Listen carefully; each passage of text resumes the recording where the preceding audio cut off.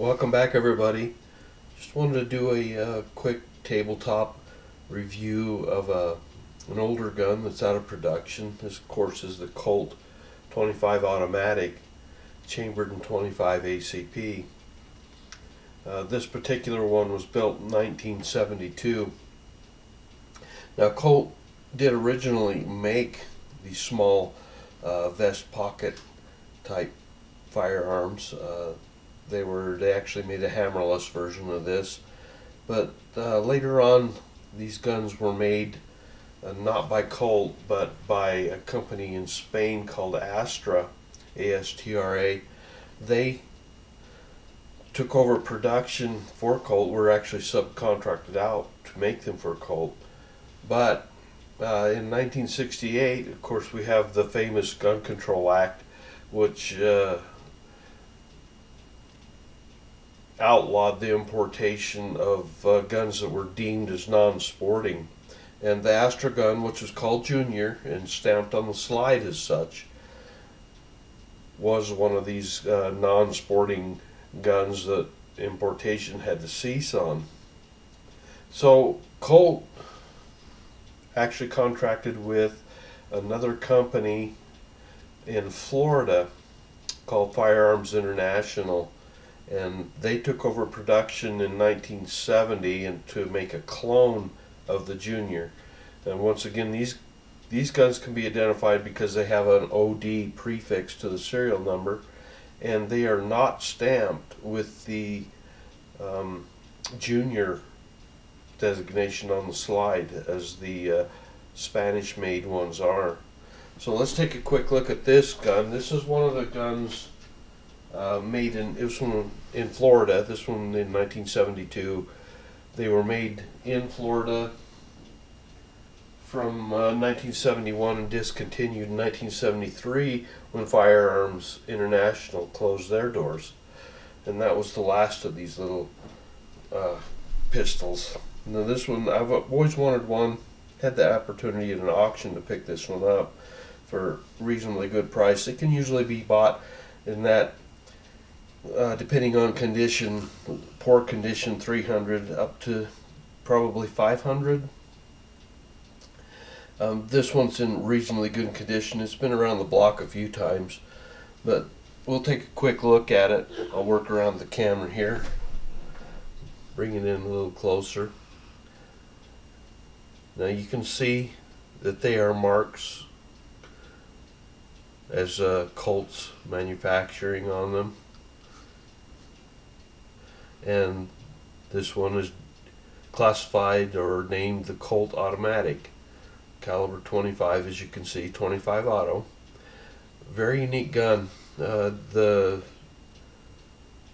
magazine release is here, not a heel release, but yet not again a thumb release either, kind of in an odd position. And you can tell the Colt magazines are these nickel-plated magazines because they are marked Colt caliber 25. And I just happen to have one of the Spanish-made magazines, which will fit in this gun, but it doesn't lock up very well. In other words, it'll go in, but it won't stay flush. The cutout for the slide release and lock is just a hair oversized on this one, but it can be identified. First of all, it has holes rather than slots, and it's also just marked Colt. It does not have the 25 auto on it.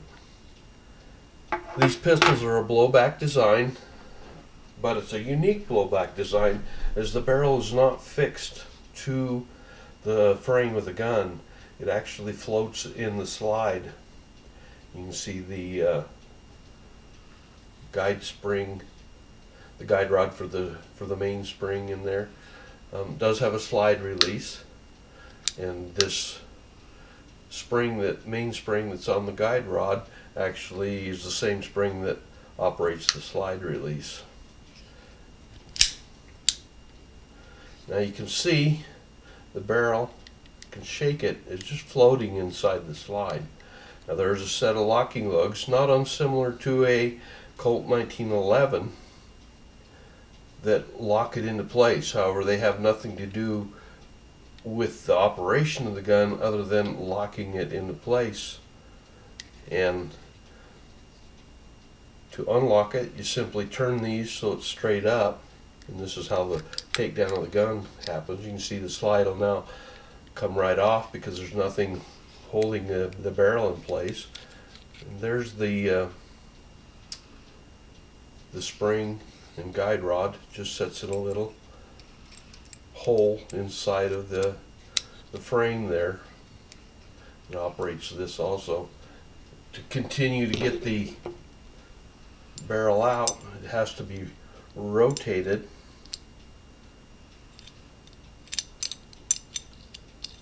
so that these little lugs actually come out of the slide. And right in the pistol frame itself, there's those grooves, not unlike what a 1911 has also, to lock it into place. And that's all that keeps the barrel in place on this gun.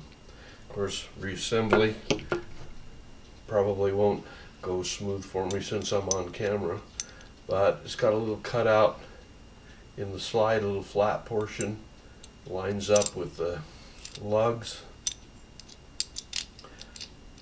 and then you just turn it up and we'll guide the slide back on the place, making sure that spring falls into its little position on the slide. Get everything lined up correctly here.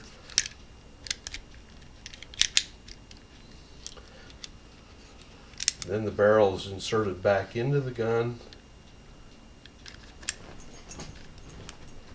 and when you get it in the right position, it'll turn back and engage those little lugs again, and you're assembled. And then of course on the end you can see how the barrel lines up with that little keyed notch in the slide.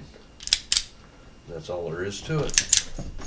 Very nice. It does have a magazine disconnect, so when we release the hammer, the slide will have to go back in. And we were empty, as you could see. Probably about 4.5 to 5 pound trigger pull. I haven't put my scale on it, but that's about what I would say it is. Very nice, crisp trigger. Now let me quickly demonstrate exactly how small this gun is. It fits very easily in the palm of my hand. And the dainty little holster, this happens to be a Bianchi holster. This is a period holster. I don't believe these are made anymore. They were made to fit these small semi-autos, and they can be kind of expensive to purchase these days. As the magazines, if you can find a magazine and you need one, you better snag it at any price, because they're very difficult to find, and usually you're looking at anywhere from $75 to $100 just for that little bitty magazine. But this is the way I received it, in this fairly nice condition. It got fingerprinted up. I'll show you the sight picture now if we can. If we can get a focus on those teeny little sights. Very difficult to pick up.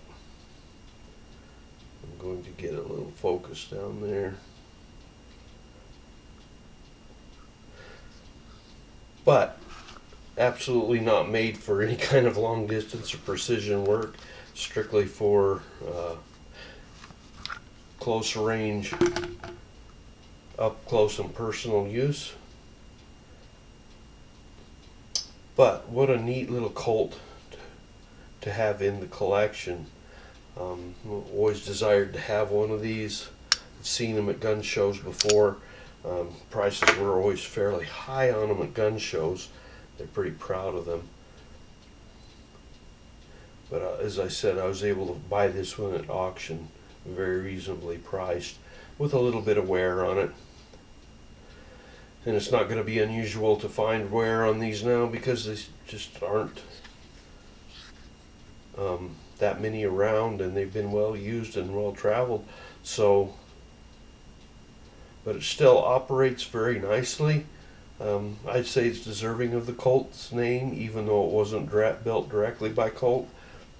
But very worthy gun to put in your collection, especially if you're an admirer of Colts, that I am. Okay, that's that review of the Colt. Thanks for coming along. We'll see you next time.